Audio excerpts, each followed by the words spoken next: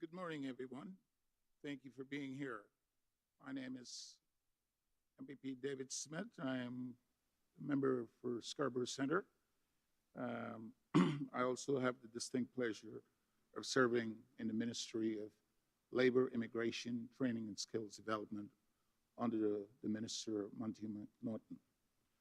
I'm thrilled to join Minister Lecce and Minister Bethlenfalvy, along with my esteemed colleague Patrice Barnes, MPP Patrice Barnes, who's also PA to the Ministry of Education. Under the leadership of Premier Ford, we are doing many great things, and I'm happy to say it involves skills, trade, and training development. As you may know, Centennial College has been a leader in helping increase student awareness to career in the skilled trades and training the next generation for the jobs of tomorrow.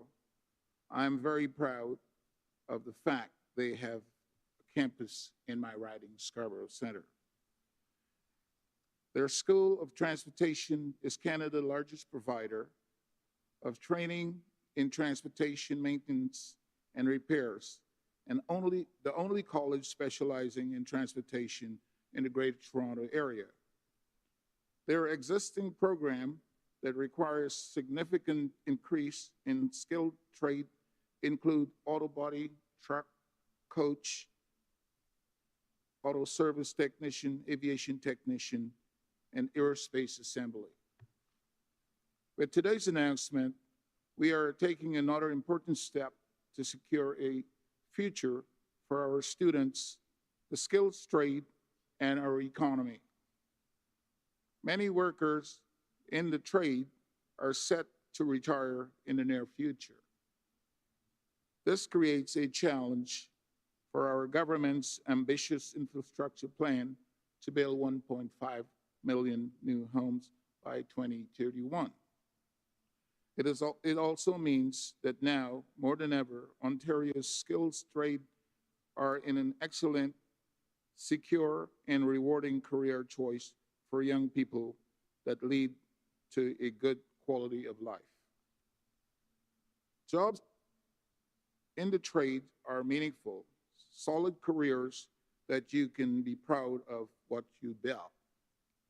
And with today's announcement, we are giving students a hands up and building a stronger Ontario for everyone. Without further ado, it is my distinct pleasure to turn it over to Minister Lecce, my great friend, and for today's exciting announcement. I want to thank you very much.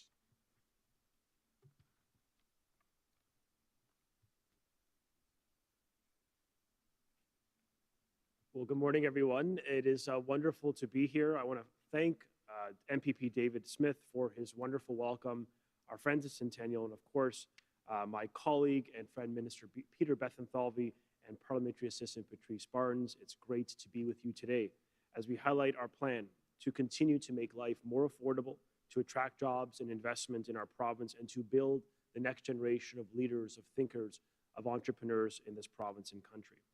And to do that, we're going to ensure that students have the access to the skills they need that leads them to a good paying job. We know that to build this province, a $160 billion infrastructure plan, we need talented people. And our mission in this province is to ensure the next generation of workers is highly skilled, is financially literate, technologically savvy, and ready for the jobs of tomorrow. Which leads me to today's announcement that I'm very proud to confirm that we're going to be expanding the dual credit program in this province, which will provide more opportunities for students for both apprenticeship and technological education programs. And so today, Peter, David, Patrice, and I, on behalf of our Premier, Doug Ford, are pleased to announce a $4.8 million investment to provide an additional 1,800 students entering apprenticeship training and technical education courses. In addition, we're adding opportunities for another 420 students in the early childhood education-related courses. Together, this represents 2,200 more students in dual credits over the next 2 years. And we believe it is absolutely critical we do this because we need more people, more young people, to fulfill the promising careers within the skilled trades. It's why we're demonstrating through this investment in the dual credit program. A trade certificate, as we know, has every bit of value as a degree. This nearly $5 million increased investment will also help us address an expected skill shortage of critical workers across the economy. With Ontario's dual credit program, students benefit from the supervision and support of a college instructor and the dual credit teacher at their school. And now we're allowing non-college training delivery, such as trade unions, to also provide their support and expertise.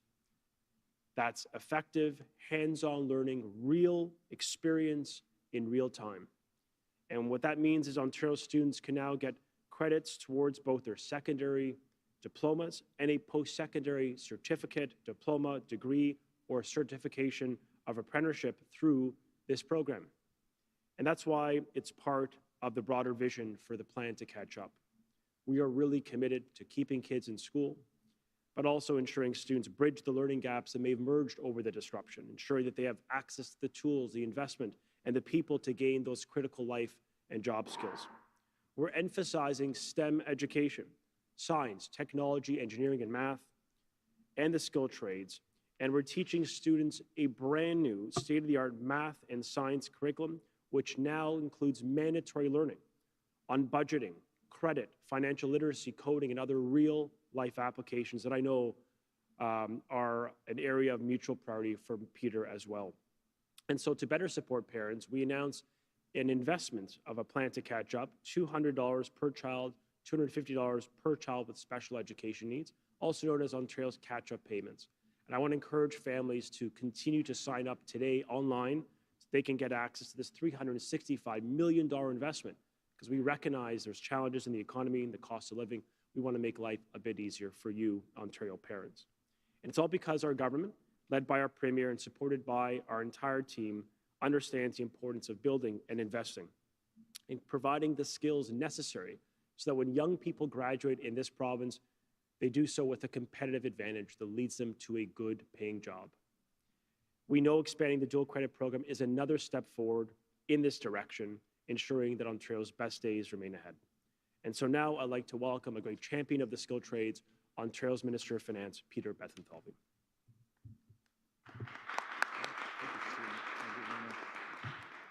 Well, thank you, Stephen, and I really liked it when you mentioned budgeting in the curriculum, so thank you for that. Really rang out. I want to thank Craig for hosting us here today. What a great school you run here, great college. I want to acknowledge Alan, who took Minister Lecce through his routine here. And Alan, I'm going to be on best behavior because I just found out you're a constituent of mine up in Uxbridge. I'm always on good behavior, but extra special good behavior today. And I want to acknowledge my great friend in Ajax, Patrice Barnes, and Dave Smith here in Scarborough Centre as well. And it's really an honor and a privilege to be here with you. As you know, last week I did table the 2022 Fall Economic Statement and an update on Ontario's plan to build. We highlighted our plan to build Ontario's economy by attracting investments and good-paying jobs, building Ontario's workforce, by training and educating students and workers to succeed not only today, but for tomorrow. And to build infrastructure in Ontario by getting shovels in the ground on critical projects across the province. We're not far from Diggy Stardust here. And I'm sure some of you may know what the heck's Diggy Stardust, may not know. Well, let me tell you, it's the big boring tunneling machine that's going to build and bore the tunnel here to Scarborough. After 50 years of talking about it, Diggy Stardust is going to get it done. We're also helping keep costs for families and for businesses down in Ontario. We're advancing our plan as well for targeted new measures to rebuild the economy, address the labor shortages, and as I said, keep costs down. Nous présentons aussi notre plan pour mettre en œuvre de nouvelles mesures ciblées dans le but de reconstruire l'économie, combler les actuelles pénuries de main-d'œuvre dans la province et garder les coûts bas. This includes strengthening our skilled trades and apprenticeship system, which plays a critical role in building Ontario's economy. As Minister Lecce announced earlier, our government is expanding the very successful dual credit program. By expanding this program, our government is creating direct pathways for high school students who are potentially seeking a career in the trades or early childhood education. And we saw many of them at work in class as we walked here. Because with an ever-changing workforce, there is a growing need for skilled trade workers to be ready to build Ontario. Our government has also had the honor to stand with Monty McNaughton, our Minister of Labour, last week to announce an additional $40 million for the latest round of the Skills Development Fund. This brings total funding for the next round to $145 million. And let me say, at that press conference last Thursday, I met a woman named Courtney. And Courtney was a bartender. And then COVID hit. And of course, bars got shut down, so she didn't have a job. And she stood with us because through the Skills Development Fund, she became a steam pipe fitter and couldn't be happier. Good paying job, big paycheck, and something she was very passionate about. We need all hands on deck to help build Ontario. We are also increasing the amount a person on the Ontario Disability Support Program can earn from $200 to $1,000 per month without impacting their income support. This measure would encourage people with a disability who want to increase their work hours to do so and promote more participation in the workforce while not penalizing them for doing so. And going forward, we plan to adjust ODSP rates to inflation beginning in July of 2023. Our enhanced targeted approach also includes proposing to extend the gas tax and fuel tax relief to December 31st, 2023.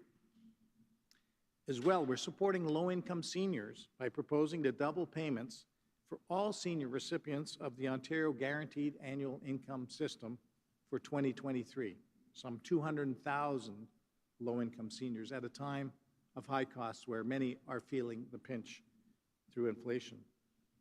Now, we are in uncertain global economic times, and there are challenges ahead. And we know that the people of Ontario are feeling the effects of these challenges. And that is why our government has a responsible fiscal plan that will help us navigate these difficult times. And no matter what lies ahead, and I've said this before, I have confidence in the resilience of the people, the workers, the students, the families across Ontario. I have confidence in our plan, so collectively, together, let's continue to build Ontario. And with that, I'll say thank you and pass it back to Minister Lecce. Thank you, Minister Bethlenfalvy. That concludes the formal portion of today's announcement. We'll now turn things over to a media Q&A. I would ask that if you're a journalist who's joined us today, please line up behind this microphone, as well as identifying your name and your outlet. Thank you. Hi, it's Chris Rashoe from the Toronto Star. Minister Lecce, I wanted to ask you about the QP tentative deal, which members start voting on today. What is your message to them as they start voting? A message of gratitude. Our education workers play a critical role in our schools. I think many of us could name the custodians, the secretaries, the individuals in our lives that as young people cared for us and really went above and beyond. So I want to thank them for what they do to support our kids, recognizing that we've come to a fair agreement. I'm going to respect the ratification process, but reaffirm how important it is that we came together to keep kids in school. That stability is not an abstraction to a parent at home, to a young child who's been through so much and faced so much disruption and difficulty over the past years.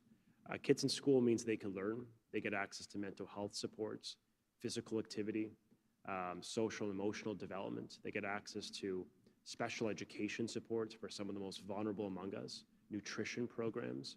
I mean, honestly, these are, in many cases, it's just the basics of health, food, care. And that's what we do in our schools and much, much more. So I'm just grateful that we came together in the interests of our kids and put them first. And now we have a deal before us, a tentative agreement that I look forward to its ratification, especially recognizing that it'll enable the government to continue to provide stability for kids and continue the good work we're doing in partnership with Minister Bethlenfalvy and the entire government to increase funding and staffing and opportunities for our kids within our publicly funded schools. And how do you think the negotiations with teachers will go following QP? And will the 1.8%, sort of the top wage increase for the top earners in QP, will that be the benchmark for teachers?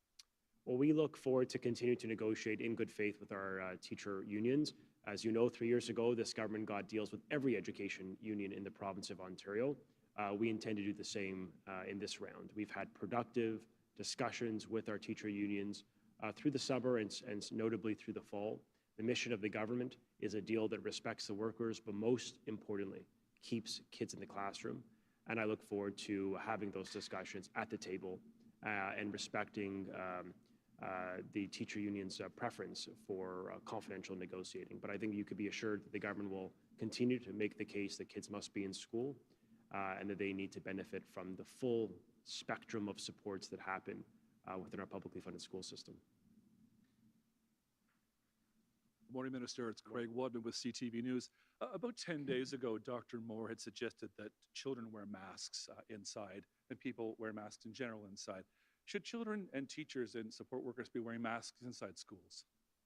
Well, Dr. Moore noted that the province's position is to respect the choices parents will make and staff will make because, you know, it's based on individual risk tolerance. What I can tell you is while we respect the decision individuals will make in this province when indoors, we're also going to reaffirm to parents that this province and government has invested heavily in improving air ventilation in every single school in the province, in every single school, like 4,800 no less. We have inspected and improved the ventilation systems. 100,000 HEPA units are in schools. We have a standard that is doesn't exist in the nation, where if a school does not have mechanical ventilation and a MERV 13 filter, the highest filtration standard you can buy, then we now have a HEPA filter in the classroom, in the gymnasium, in the cafeteria, in the library, in the learning space. That's a standard that I think should give confidence that we've invested heavily to reduce the risk within our school settings. And we're going to continue to do that with the rapid test access for children and staff who are symptomatic. Likewise, with the enhancement of cleaning within our schools, the additional custodians, and of course, screening that takes place. So the school system has multiple layers of prevention endorsed by the Chief Medical Officer of Health. We will reaffirm to the families and parents and staff within our schools and the parents of this province that we'll continue to do everything possible to keep our schools as safe as we can. Paul with CBC. The Hamilton Wentworth District School Board on Monday, the Board of Trustees approved the following motion to ask all students and staff to wear a mask in all facilities until further direction. Do you think it's a good move to have school boards have to enforce these kind of recommendations? I think public health units